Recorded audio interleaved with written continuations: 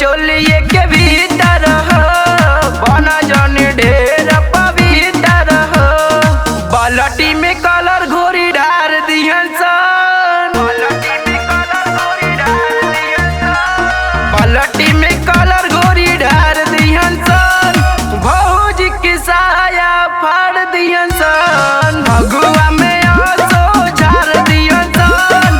भौजी की साया फाड़ दिहन सन, भौजी की साया फाड़ दिहन सन, भौजी की साया फाड़ दिहन सन।